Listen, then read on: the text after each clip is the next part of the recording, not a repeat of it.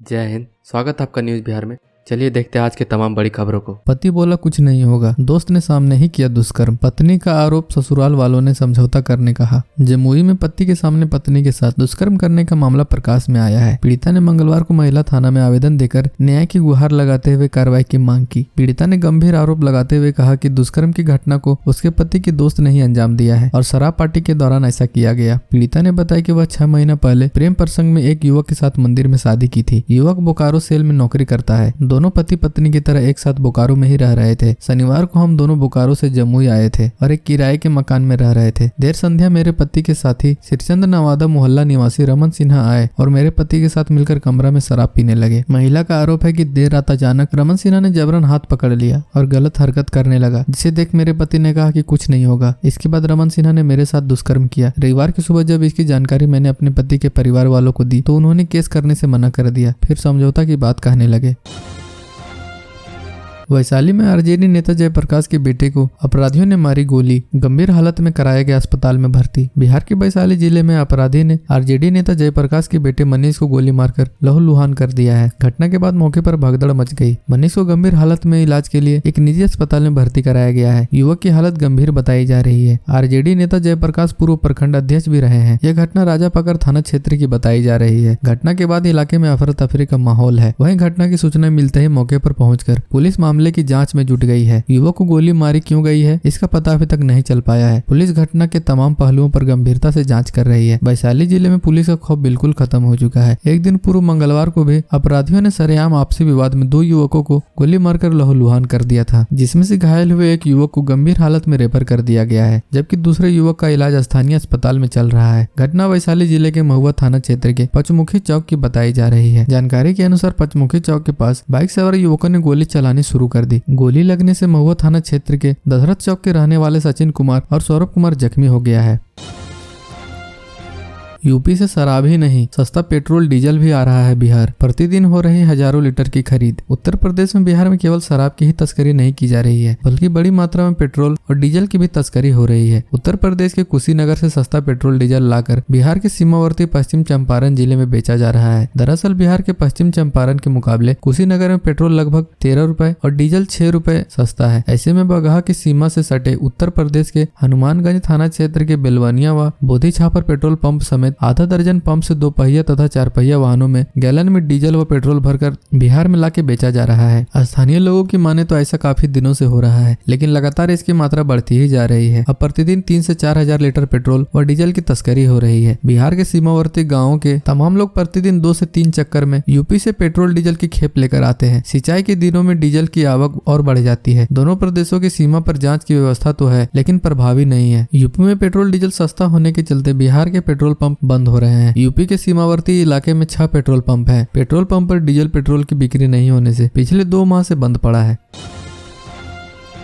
चलती बस में दार्जिलिंग की युवती से बलात्कार का प्रयास, खिड़की से छलांग लगाकर बचाई जान, हालत नाजुक। बिहार में हैवानियत की एक और घटना ने शर्मसार किया है। चलती बस में युवती को हैवानों ने अपना शिकार बनाने का प्रयास किया। देर रात चलती बस में युवती से बलात्कार करने का प्रयास किया गया, जिसके बाद डरी सहमी युवती अपनी आबरू बचाने के लिए बस की खिड़की से कूद गई। घटना मंगलवार की रात 2 बजे पूर्णिया के बायसी थाना क्षेत्र की है। सिलीगुड़ी से पूर्णिया आ रही बस में ये घटना घटी है। बस से कूदने के बाद युवती गंभीर रूप से घायल और जख्मी हो गई, जिसका इलाज राजकीय मेडिकल कॉलेज अस्पताल में किया जा रहा है। घायल युवती दार्जिलिंग की रहने वाली बताई गई है। युवती स्थानीय एक निजी स्कूल की शिक्षिका बताई जा रही है। घटना की सूचना युवती के परिजनों को दे दी गई है। बताया जा रहा है कि बस में युवती अकेले पूर्णिया आ रही थी। चलती बस में बायसी थाना क्षेत्र में रात 2 बजे घटना हुई। मंचलों ने अन्य पैसेंजरों के बीच ये दुस्साहस किया है। गंभीर हालत में अस्पताल में भर्ती पीड़िता ने बताया कि वो सिलीगुड़ी से आ रही थी। जंक्शन से एक बस में सवार होकर वो निकली। इसी बीच बस में सवार कुछ मंचलों ने उस पर फप्तियां कसनी शुरू कर दी। उसे अपने पास बुलाने लगे, उसे लगभग घेर लिया और छेड़ने लगे। बस चलती रही और वो मंचले उसके साथ ये हरकत करते रहे। वो अकेली पड़ गई और काफी डर गई, जिसके बाद युवती ने यह कदम उठाया।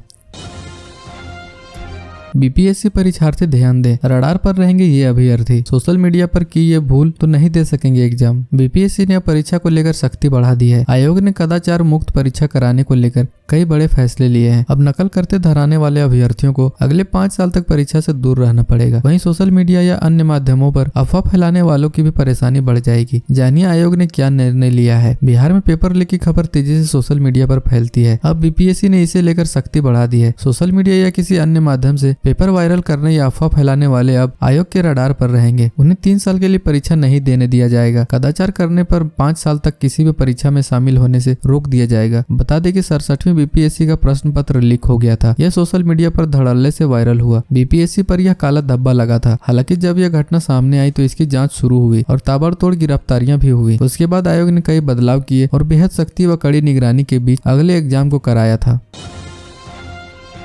नालंदा में शराब तस्करों को पकड़ने गई पुलिस टीम पर ताबड़तोड़ फायरिंग, गोली की तड़तड़ाहट से दहशत में लोग। बिहार के नालंदा के बिंद थाना क्षेत्र के छत्तरपुर गांव में शराब पकड़ने गई पुलिस टीम पर बदमाशों ने अचानक फायरिंग कर दी। गोलीबारी से गांव व आसपास के इलाके दहल उठे। गोली की आवाज सुनकर लोग घरों में दुबक गए। ग्रामीणों की माने तो गोलीबारी के दौरान पुलिस ने हिम्मत दिखाते हुए एक बदमाश को पकड़ लिया, लेकिन बदमाशों ने पुलिस को चकमा देकर फरार हो गया। करीब 1 घंटे तक रुक रुक कर फायरिंग होती रही। गोलीबारी की आवाज थमते ही पुलिस शराब कारोबारी के घरों पर धावा बोल दिया।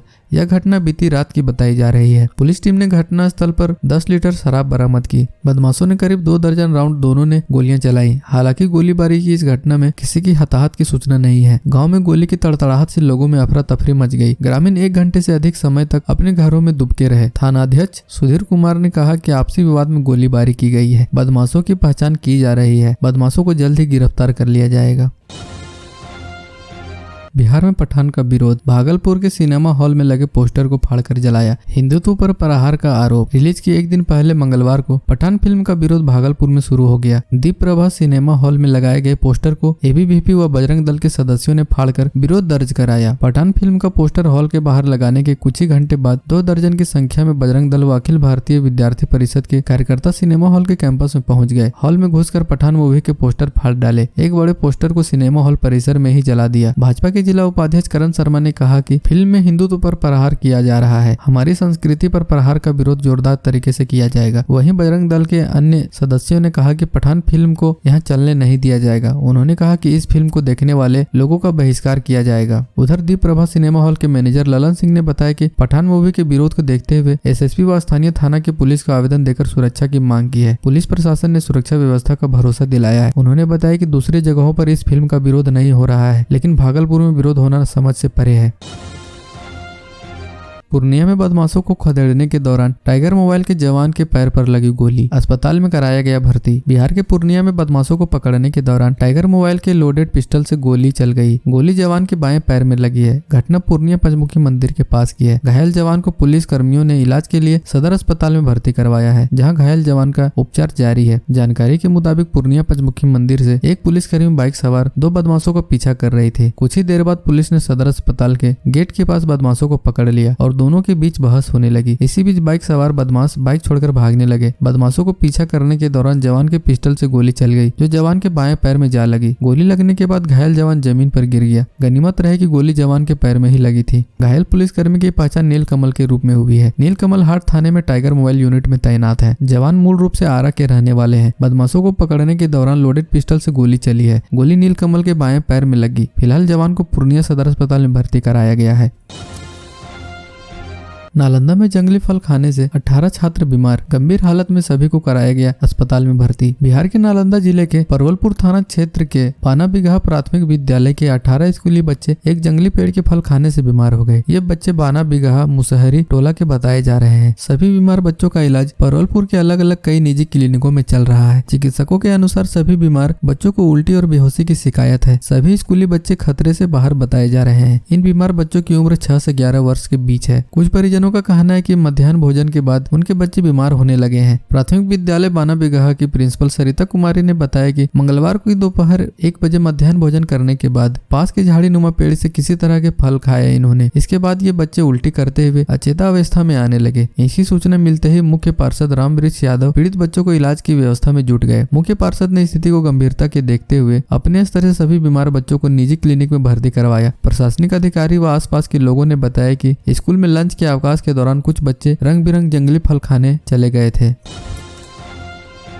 पटना में ऑनलाइन शॉपिंग कंपनी की फ्रेंचाइजी देने के नाम पर करोड़ों की ठगी। पटना के शास्त्री नगर थाने में ऑनलाइन शॉपिंग कंपनी के बिजनेस पॉइंट का फ्रेंचाइजी देने के नाम पर करोड़ों की ठगी का मामला प्रकाश में आया है। कदम कुआं के आर्य कुमार के रहने वाले और प्रिंटिंग प्रेस चलाने वाले अनिल कुमार वर्मा ने शास्त्री नगर थाने में एक कंपनी के संचालक के खिलाफ शिकायत दर्ज की है। अनिल कुमार ने पुलिस को बताया कि कंपनी के संचालक ने उन्हें अपनी कंपनी का बिजनेस पॉइंट देने का झांसा देकर 8,14,000 रुपए की ठगी कर ली। अनिल का यह भी आरोप है कि इस कंपनी के माध्यम से करीब 300 लोगों से 10 करोड़ से अधिक की ठगी की गई है। सूत्रों के अनुसार पीड़ित जब संचालक से रकम मांगते हैं तो उन्हें धमकाया भी जाता है। उस कंपनी के संबंध में बताया जाता है कि संचालक के खिलाफ गोड्डा जिले के एक थाने में आईपीसी की धारा 406, 420 और 120 बी के तहत केस दर्ज है। एमपी के छिंदवाड़ा निवासी हरीश कुमार से जलसाजों ने R block Kautilya Bihar gate के पास 1,20,000 की ठगी कर ली। इस संबंध में हरीश ने कोतवाली थाने में लिखित शिकायत दर्ज की है। बताया जाता है कि वे पटना में लिफ्ट इंस्टॉल करने के लिए पहुंचे थे। इसके बाद वे फ्रेजर रोड स्थित ग्रावो एलिवेटर के ऑफिस में गए और वहां से वापस कौटिल्य होटल के पास पहुंचे। उन्हें एमपी लौटना था। इसी बीच उन्हें एक व्यक्ति मिला जिसने यह जानकारी दी कि वह डाक विभाग की गाड़ी चलाता है और उसे एमपी जाना है, वह चाहे तो उनके साथ चल सकते हैं। हरीश उस व्यक्ति के साथ जाने को तैयार हो गए तो जाँच करने के नाम पर उसने उनका सारा सामान ले लिया और उन्हें अपना बैग थमाते हुए कहा कि 1 मिनट में वह जांच करवाने के बाद लौट जाएगा। इसके बाद हरीश को डाक विभाग की एक गाड़ी के पास रहने को बोलकर वो वहां से निकल गया। उक्त व्यक्ति होटल कौटिल्य के एक गेट से घुसा और दूसरे से फरार हो गया। काफी देर बाद भी यह व्यक्ति नहीं लौटा